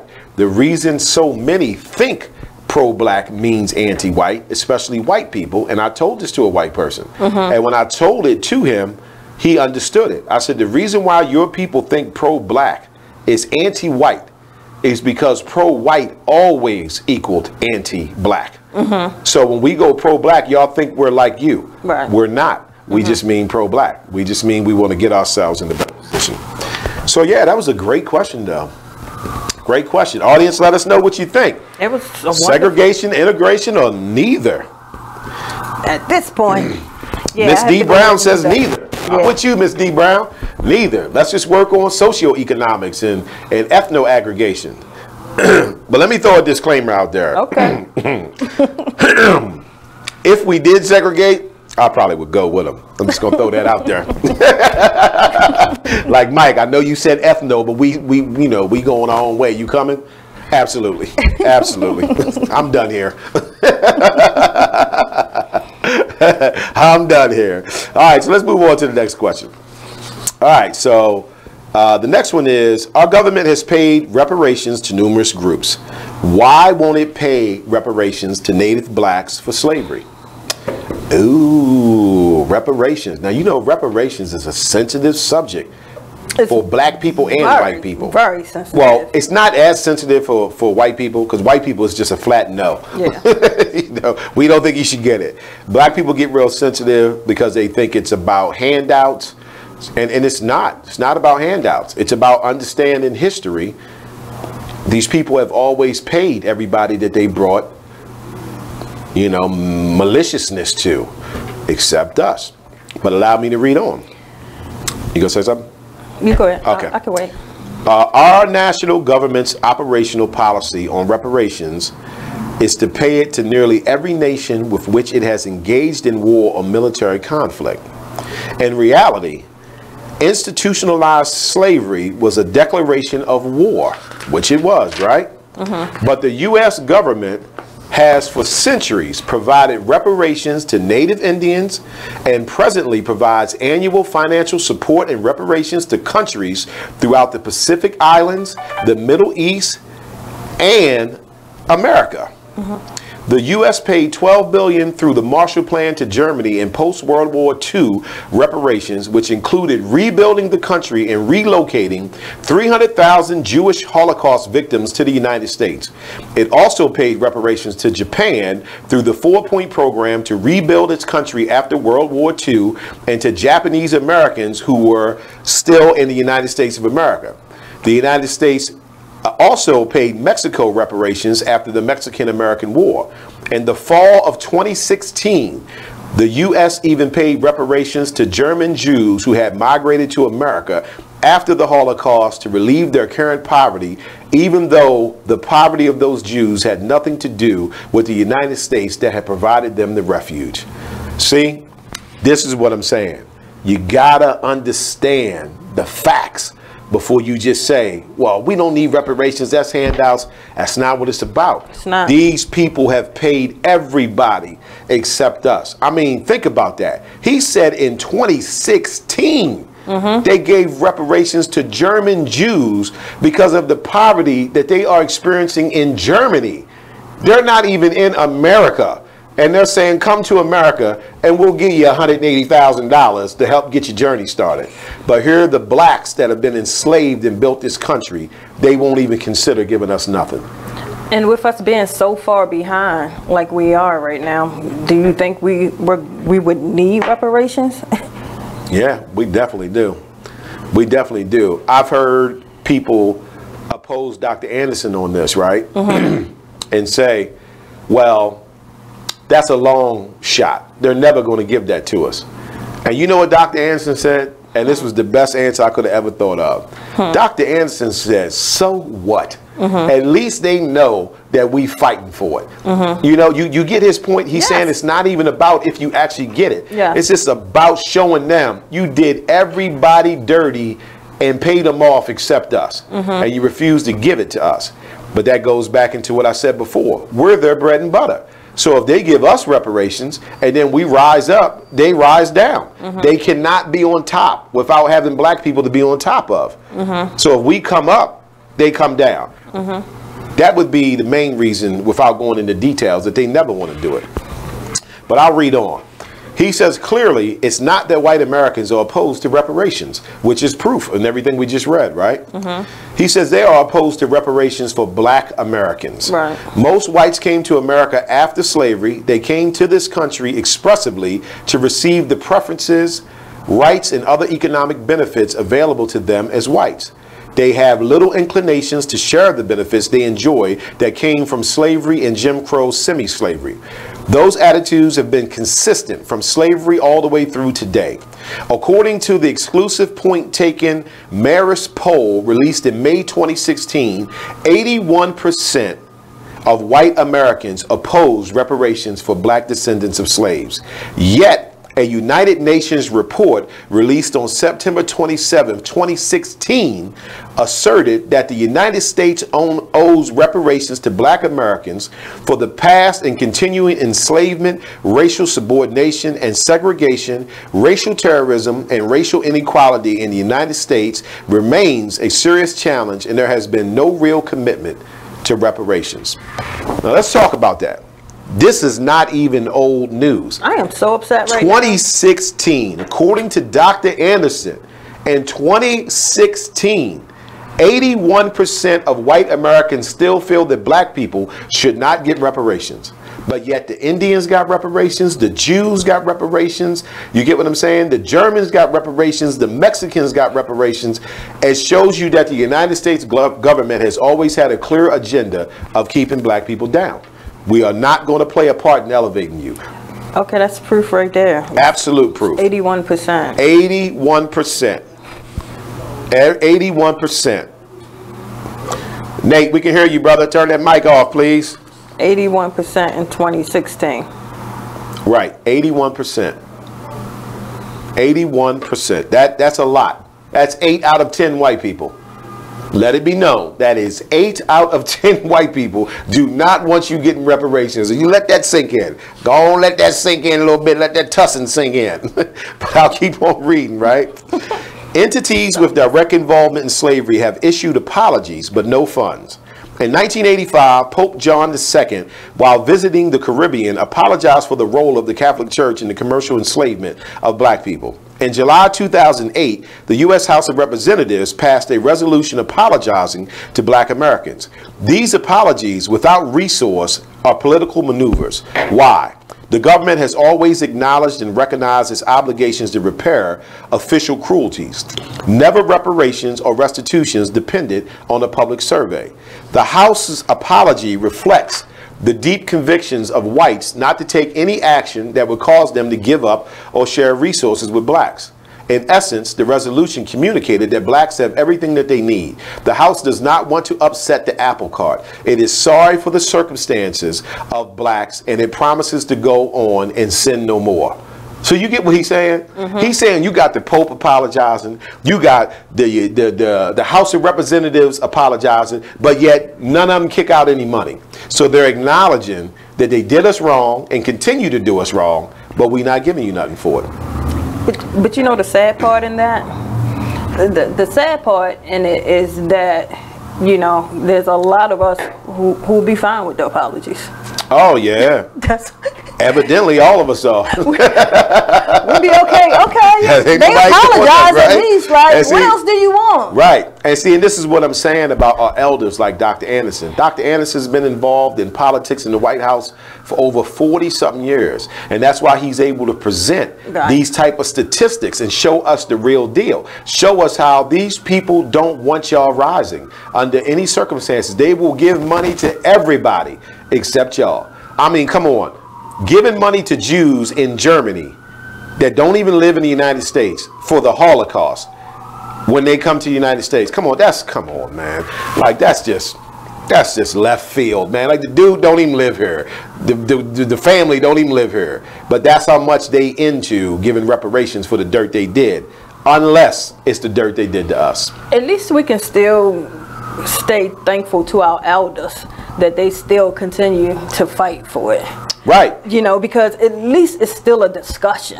Our elders continue to fight for it. Gosh. And according to them, the reason why we don't is because they've made us comfortable in our skin, because we can now do all the stuff they do. So we can go to college, we can go to the restaurant, we can buy the car, we can get the loan for the house. Dr. Anderson's like, that's the problem. You're forgetting what they're really doing to you. You're forgetting what they've really done to you, because we gotten so comfortable. And it's understandable, you know what I mean? Like, we would forget because they control the school curriculum. So they're not going to keep you freshly reminded about any of this stuff. You know what I mean? It is understandable. And just think about it, if we didn't have elders such as Dr. Anderson to continue this fight. To continue to educate us. Just think about if we didn't have, you know, Brother Mike's to bring us the information. That's what I'm talking about. The elders, you know, that's still out here, like, just still fighting. Still fighting to get our ear. So we can just still know about these They're things. fighting to get our ear, and they're not doing, you know, a good job at doing it. Well, they're trying their best, but it's not yielding great results because we're so into entertainment and all that. So that's why I do these type of shows and bring this forward. Let me read a couple comments, though. Ms. Johnson says, I'm not surprised because they came to this country for the benefits of owning slaves and getting a piece of land.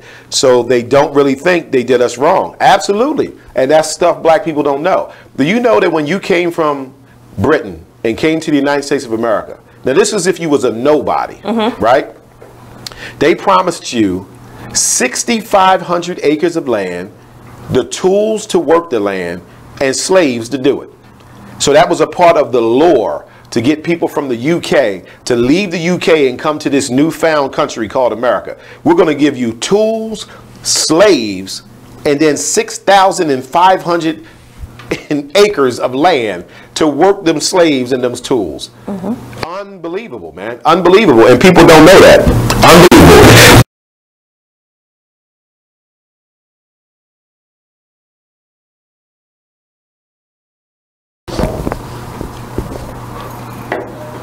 Oh, this is the last segment? Okay, I'm sorry. Skip that.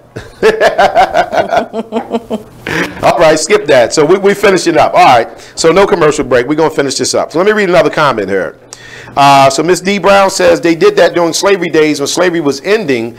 Some of the slave owners apologized to the slave and asked them to stay without paying them. I believe that. I believe that because I can't think of the word, but they had a diagnosis back then for black slaves who didn't want to be slaves no more. Now, peep what I'm saying. They diagnosed them with some type of mental disorder because they didn't want to be a slave no more. And literally would say, oh, he's diagnosed with, you know, anti-slave or something like that. That's how crazy these people were. That's how crazy they were. If you didn't want to be a slave and be beat on, raped, and worked to death, they thought something was wrong with you. Yeah, how could you not want this? This is the best life. Look at that big cotton field we got out there waiting on y'all. This is the best. That's insanity. It is insanity. So he says the U.S. should pay back reparations immediately. The greater time lapse between slavery, Jim Crow, and the current times, the more difficult it becomes to link historical events with current suffering. Today's social ills on viewing among blacks are directly related to the forced pathologies imposed on them by whites and the theft of what should have been assets in the black community. Federal, state, and local governments that authorize and actively use their powers to maintain black slavery still in existence and complicit. An apology with no funds does absolutely nothing to help 44 million blacks who are stuck at the bottom of the barrel. Dr. Anderson, that's what's up. That's real. Dr. Anderson said they ain't doing nothing but apologizing, and they ain't giving you no paper. No paper, but everybody else gets their paper. All I can say was this was a lovely Black history lesson today. This was real Black history. You know what I mean? Really? This is real Black history. I mean, I figured, you know, like Black History Month, you can turn to any show and figure out, you know, some basic stuff, you know? Well, that was we want to try to bring something that people wasn't aware of. It was a great way to kick it off. That's what's up. Black History Month. Nate, what's our time check, brother?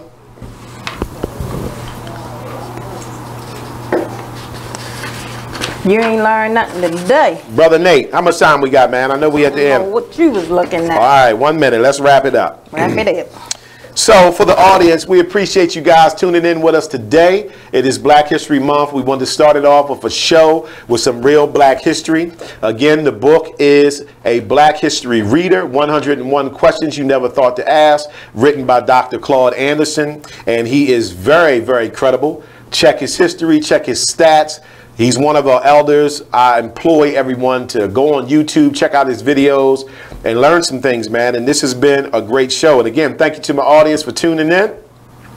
And as usual, we'll be back next week, and we will make sure we do some more questions out of this for Black History Month, because it's 101 of them. We only went over 3. That's it? We only went over 3. That's how good the questions are, right? So, we'll bring you another show where we go over some of these questions. So on behalf of the Black by the Man team and my co-host, the lovely Miss Janice, I'm Brother Mike, and y'all know what's up. I'll catch you on the flip side. It's the black side, baby. Peace. Yes.